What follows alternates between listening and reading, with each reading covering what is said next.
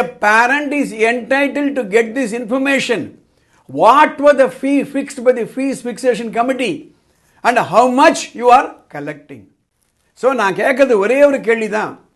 தனியார் பள்ளிக்கூடங்களில் நிர்ணயிக்கப்பட்ட ஃபீஸ் எவ்வளவு, நீங்க எவ்வளவு வாங்குறீங்க, அதுதான் போட சொல்றேன். இன்னைக்கு ஜூன் மாதம் 5ஆம் தேதி இன்னைக்கு போட்டிருக்கணும். இந்த பதிவு தனியார் பள்ளிக்கூடங்களில் வசூலிக்கப்படும் பள்ளி கட்டணத்தை பற்றியது. கிட்டத்தட்ட 1 கோடி ஸ்டூடெண்ட்ஸ் படிக்கிறாங்க தனியார் பள்ளிகளில். அதை பற்றி ஒரு வீடியோ. இந்த வீடியோ 5 நிமிஷம் ஆகலாம், 6 நிமிஷம் ஆகலாம். சும்மா 30 செகண்ட் பார்த்துட்டு பாஸ் பண்ணிட்டு போகாதீங்க. ஏன்னா இது ரொம்ப முக்கியமான ஒரு வீடியோ. அதற்காக தான் இந்த வீடியோ நான் போடுறேன். இன்றைக்கு பத்திரிகை செய்தி ஒன்று. என்ன செய்தின்னா, அறிவிப்பு பலகையில் கட்டண விபரம் எதிர்த்து தனியார் பள்ளிகள் வழக்கு. என்ன கேட்குறாங்க, நீ எவ்வளோபா ஃபீஸ் வாங்க போகிறேன்னு போர்டில் போடு, அவ்வளோதானே கேட்குறாங்க. இதில் என்ன பிரச்சனை? பெட்ரோல் பங்குக்கு போங்க, அங்கே அறிவித்த டீசல் விலை எவ்வளவு, பெட்ரோல் விலை எவ்வளோன்னு போட்டிருக்காங்க. ஒரு ஹோட்டலுக்கு போங்க, இட்லி வடை சாம்பார் என்ன விலை, காஃபி என்ன விலை, ரோஸ் மில்க் என்ன விலை, சப்பாத்தி என்ன விலை, பரோட்டா என்ன விலை, டிஸ்பிளே பண்ணி ஆகணும், பண்ணுறாங்க. அவங்க யாரும் கேள்வி கேட்கல.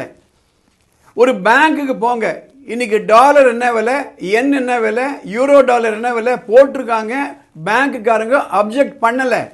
ஒரு நகைக்கடைக்கு போங்க, இன்னைக்கு சவரன் என்ன விலைன்னு போட்டிருக்கோம்.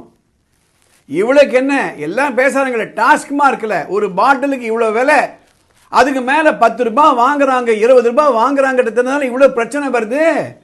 அவங்களாம் போட்டிருக்காங்களா இல்லையா? நீங்கள் ஒரு மளிகை கடைக்கு போறீங்க, ஒரு சோப்பு எம்ஆர்பி போடுறாங்களா இல்லையா? ஒரு பிஸ்கட் வாங்குறீங்க, எம்ஆர்பி பிரிண்ட் பண்ணுறாங்க, எப்போ மேனுஃபேக்சர் பண்ணாங்க, எதனால் வரையில் வேலிடிட்டின்னுட்டு. ஒரு மருந்து கடைக்கு போங்க, அங்கே இருக்கக்கூடிய மருந்துக்கு எம்ஆர்பி போடுறாங்களா இல்லையா? என்னங்க இது? மடியில் கனம் இருந்தால் தானுங்க வழியில் பயம். நான் எதுக்காக இந்த பதிவுகளை நான் போடுறேன் அப்படின்னா, டிரான்ஸ்பரன்சி, வெளிப்படைத்தன்மை. நாங்கள் வாங்க வேண்டிய ஃபீஸு இவ்வளவு, எங்களுக்கு நிர்ணயம் பண்ணுற ஃபீஸு இவ்வளவு அப்படின்னு போட சொல்கிறாங்க. முதல்ல ஒவ்வொரு ஹோட்டல்லையும் பிரைஸ் லிஸ்ட் போடுன்னு சொல்லும்போது இப்படி தான் பிரச்சனை வந்தது. இப்போ போடுறாங்களா இல்லையா? அது எப்படி தனியார் பள்ளிகள் மாத்திரம் விதிவிலக்கு கொடுக்க முடியும்? அதுக்கு பாதிக்கப்பட்ட பெற்றோர்களுக்கு கேட்கறதுக்கு ஆள் இல்லையா? நான் அதுக்காக தான் இந்த பதிவு நான் போடுறேன். நிறைய பேர் இந்த பதிவில் கமெண்ட் பண்ணுறாங்க. என்ன கமெண்ட் பண்ணுறாங்க? இது பிரயோஜனம் இல்லை சார், இதெல்லாம் ஒர்க் அவுட் ஆகாது, இப்படி தான் நடக்கும். இப்படியே நம்ம நெகட்டிவ் கமெண்ட் போட்டுகிட்டே இருந்தோம்னா இந்த பிரச்சனைக்கு முடிவு வராது. A parent is entitled to get this information. What was the fee fixed by the fees fixation committee and how much you are collecting? ஒரு பேரண்ட் 2 பேரண்ட் போய் கேட்டால் பிரச்சனை வரும், பயப்படுவாங்க.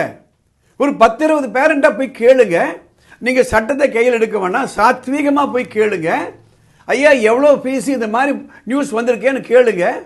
சரி, தனியார் பள்ளிகளுடைய அமைப்புகள் போய் கேஸ் போட்டிருக்காங்களா இல்லையா? பெற்றோர்களுக்கு அமைப்பு இருக்கா இல்லையா? அவங்க போய் கேட்கலாமா, இம்ப்ளீட் பண்ணிக்க வேணாமா? இதில் என்ன பிரச்சனை எனக்கு புரியல. பெற்றோர்கள் சார்பில் இந்த கேஸில் யாருமே இம்ப்ளீட் பண்ணிக்கலன்னா I do not know what will happen. So நான் கேட்கறது ஒரே ஒரு கேள்வி தான்.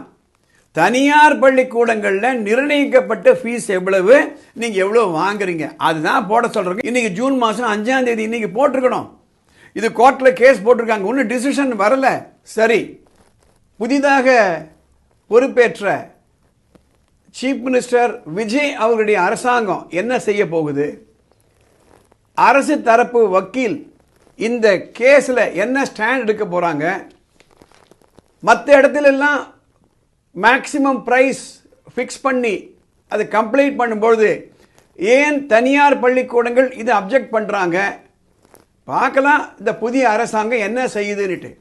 பெற்றோர்களுக்கு அரசாங்கம் குரல் கொடுக்கணும், சீஃப் மினிஸ்டர் குரல் கொடுக்கணும், அந்தந்த ஊரில் இருக்கக்கூடிய எம்எல்ஏக்கள் குரல் கொடுக்கணும்.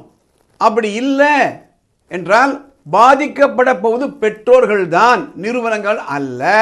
இதை மனசில் வச்சுக்கோங்க. பெற்றோர்களே, நீங்க போய் உங்க பள்ளி நிர்வாகத்தை கேளுங்க. இதில் என்ன தப்பு எனக்கு புரியல. அதற்காகத்தான் இந்த பதிவு நான் போடுறேன். இந்த பதிவு உங்களுக்கு பயனுள்ளதாக இருக்கும்னா உடனே கமெண்ட் பாக்ஸ் போய் உங்கள் அபிப்பிராயத்தை போடுங்க. இது போகட்டும், எல்லாருக்கும் போய் சேரட்டும். கிட்டத்தட்ட 96 லட்சம் மாணவர்கள் படிக்கிறாங்க. நான் ஏற்கனவே புள்ளி விவரம் போட்டிருந்தேன். இப்போ கூட லேட் இல்லை. பெற்றோர்கள் அந்தந்த பள்ளிக்கூடத்தில் போய் கேளுங்க. அதற்காகத்தான் இந்த வீடியோ போடுறேன். படிப்பு சம்பந்தப்பட்டோ இது போன்ற உரிமை சம்பந்தப்பட்டோ உங்களுக்கு ஏதாவது குழப்பங்கள் இருந்ததுன்னா மேலே ஒரு வாட்ஸ்அப் நம்பர் போகுது. அந்த நம்பருக்கு ஒரு மெசேஜ் போடுங்க. வாய்ஸ் மெசேஜோ டெக்ஸ்ட் மெசேஜோ அதை பார்த்துட்டு அடுத்த வரக்கூடிய எபிசோடில் நான் போடுவேன். இந்த சேனலுக்கு சப்ஸ்கிரைப் பண்ணுங்கள். அடுத்த எபிசோடில் பார்க்கலாம்.